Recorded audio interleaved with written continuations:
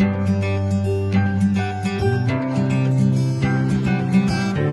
वालेकुम, मैं ईद मुबारक। I hope कि आप सभी लोग ठीक होंगे और बहुत मजे से ईद सेलिब्रेट कर रहे होंगे। आपने कमेंट सेक्शन में आज मुझे बताना है कि आपकी ईद कैसे गुजरी और इस बार आपने ईद पे क्या स्पेशल किया। और मैं आज के व्लॉग में आपको बताऊंगी कि हमने ईद पे क्या किया और ईद की तैयारियां कैसे की। तो चले जी वीडियो की तरफ चलते हैं।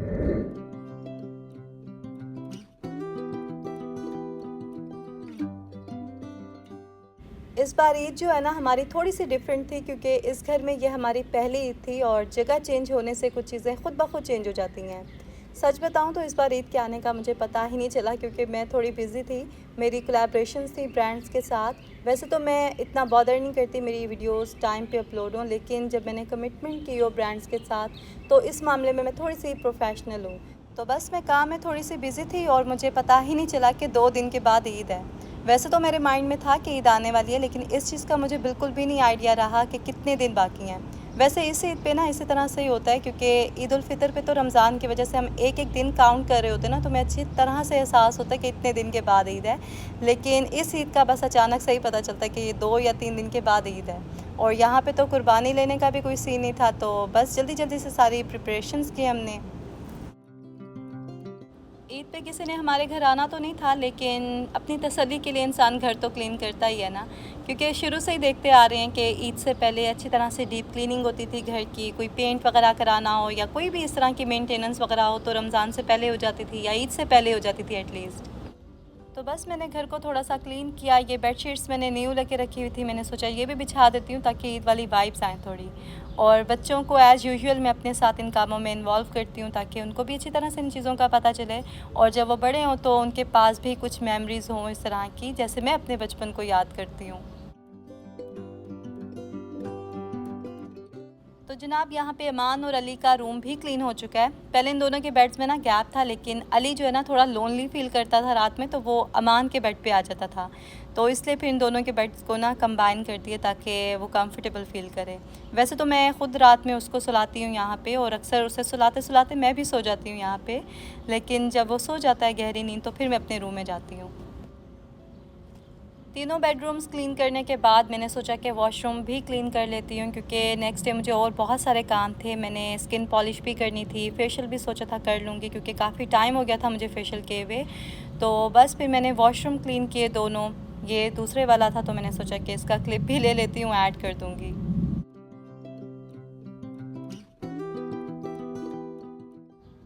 घर मैंने ऑलमोस्ट सारा ही क्लीन कर लिया था रात में। उसके बाद यहाँ पे अब नेक्स्ट डे मॉर्निंग हो गई है, तो नाश्ता करने के फ़ौरन बाद ही हमने शॉपिंग के लिए जाना था।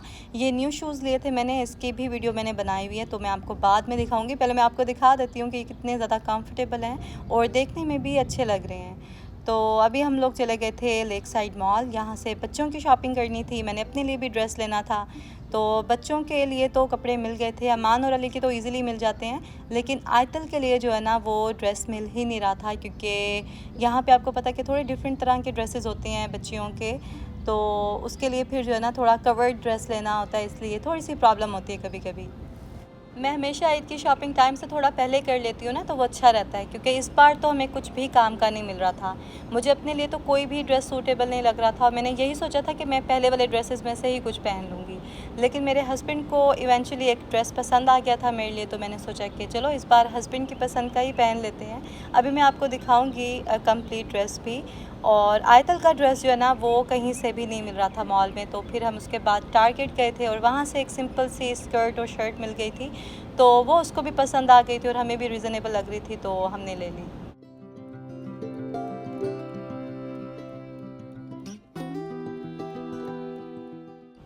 यहाँ पे अब शाम के 7 बज रहे हैं और मैं ईद के लिए हलीम बनाने लगी हूँ, जो कि मैं इंस्टेंट पॉट में बना रही हूँ। अच्छा, आप लोग इंस्टेंट पॉट के बारे में अक्सर पूछते हैं कि ये यूज़फुल है, हमें लेना चाहिए या नहीं लेना चाहिए। तो मैं वैसे तो रिव्यू शेयर कर चुकी हूँ इसका, लेकिन जो सारा एक्सपीरियंस है मेरा डिटेल में मैं कभी आपके साथ शेयर करूँगी, और उसके बाद आप लोग डिसाइड कीजिएगा कि आपको ये लेना चाहिए कि नहीं। आज लंच में मैंने कुछ भी नहीं बनाया था, क्योंकि एक दिन पहले मैंने आलू गोश्त बनाया था तो वो लेफ़्ट ओवर था। बस लंच में हमने वही खाया था। उसके बाद मैंने थोड़ा रेस्ट किया, फिर मैंने किचन को डीप क्लीन किया और घर के जो बाकी ज़रूरी काम थे वो सब वाइंड अप किए। बस रात को सोने से पहले मैंने सोचा कि स्किन पॉलिश भी मैं कर लेती हूँ, क्योंकि अगर अभी नहीं करूँगी तो ये काम मेरा ऐसे ही रह जाएगा।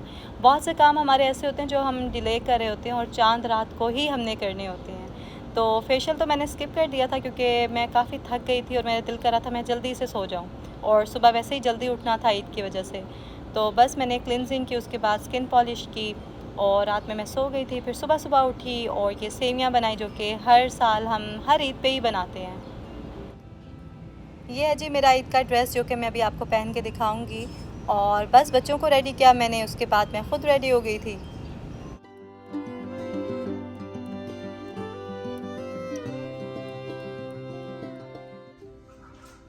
Mama, you gotta take a picture with me.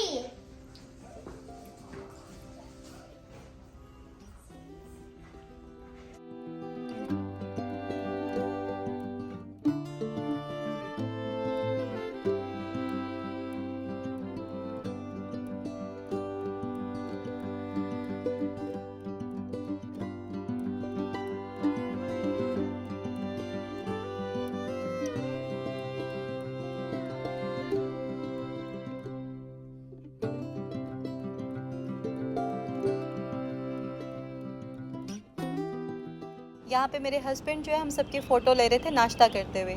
आपको पता है कि खाना खाते हुए बिल्कुल भी अच्छी पिक्चर नहीं आती, तो सब लोग बिल्कुल स्टिल हो गए थे।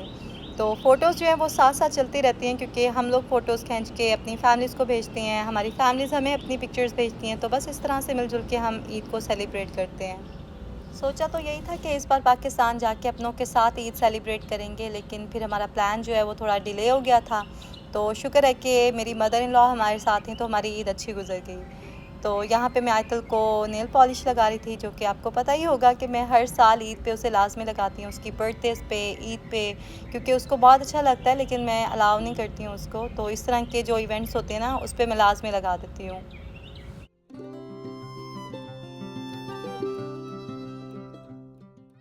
हमारा फ़र्स्ट डे था ईद का और पाकिस्तान में चांद रात थी, तो बस सबसे बात हो रही थी। हम उन्हें चांद रात विश कर रहे थे, वो हमें ईद मुबारक कह रहे थे।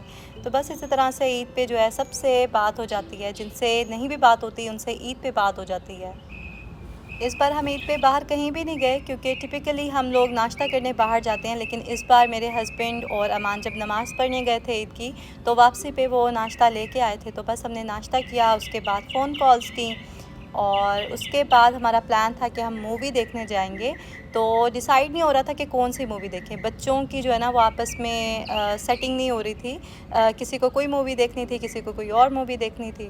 तो इवेंचुअली हमने यही डिसाइड किया कि हम घर पे ही मूवी बाय कर लेते हैं, और रेंट करके हमने देखी थी फिर।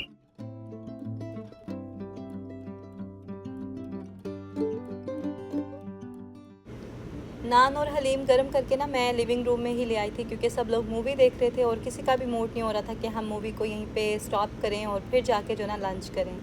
तो बस साथ साथ हमने लंच किया, मूवी इन्जॉय की, और अच्छी थी मूवी। ये हमने देखी थी किंग कॉन्ग वर्सेस गॉडजिला। तो काफ़ी कुछ इन्होंने डाला हुआ था मूवी के अंदर और बच्चों ने काफ़ी इन्जॉय किया मूवी को। अच्छा, अभी मैं बैक यार्ड में आई थी वॉइस ओवर करने के लिए, और सुबह सुबह का टाइम हो रहा है, तो बर्ड्स ने अच्छा खासा शोर कर रखा है। आई थिंक मेरी आवाज़ से ज़्यादा ना आपको बर्ड्स की साउंड्स आ रही होंगी, और जब मैं बोलने लगती हूँ ना तो बर्ड्स की साउंड ज़्यादा हो जाती है मेरे ख्याल से। मेरी मदर इन लॉ जब आई थी ना यहाँ पे, तो पाकिस्तान से ये चिलगोज़े भी लाई थी, लेकिन खाने का कोई सीन ही नहीं बन रहा था। तो आजकल हम लोग मूवी देखते हैं, साथ में पॉपकॉर्न, चिलगोज़े और इस तरह की चीज़ें एंजॉय करते हैं। उस वक्त तो बहुत अच्छा लगता है, लेकिन जब मूवी ख़त्म होती है तो उसके बाद मुझे वैक्यूम लाजमी लगाना पड़ता है लिविंग रूम से, क्योंकि छोटी छोटी इतनी सारी चीज़ें गिरी होती हैं वहाँ पे।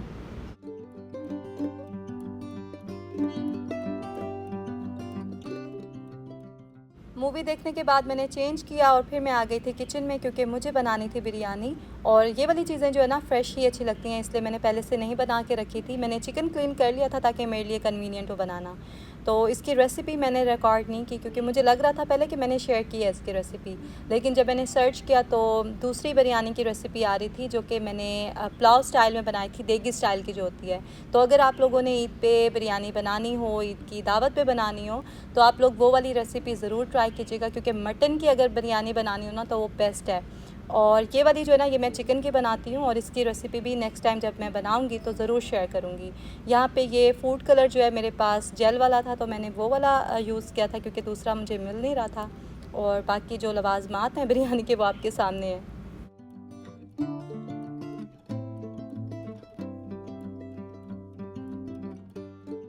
बिरयानी बनाने के लिए ना मैं होम स्पाइसेस भी यूज़ करती हूँ और शान का जो बिरयानी मसाला होता है वो भी ऐड करती हूँ। उससे फ्लेवर थोड़ा लिफ्ट हो जाता है बिरयानी का। और इसकी जो लेयरिंग करते हैं ये करना मुझे बहुत अच्छा लगता है।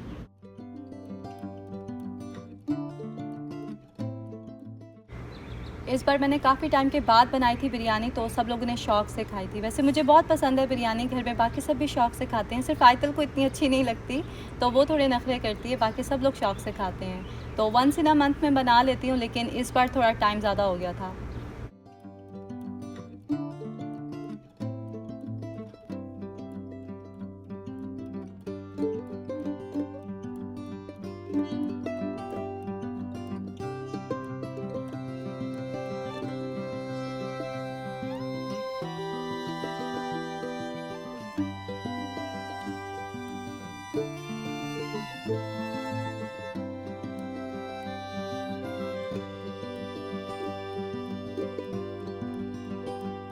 आई होप कि आज का व्लॉग आपने खूब एंजॉय किया होगा। अगर आपको अच्छा लगा हो आज का व्लॉग तो लाइक और शेयर करें, और जिन्होंने भी सब्सक्राइब नहीं किया अभी तक वो जल्दी से कर दें। तो आपसे मुलाकात होती है बहुत जल्द नेक्स्ट व्लॉग में। अपना ख्याल रखें और दुआ में याद रखें। अल्लाह हाफिज।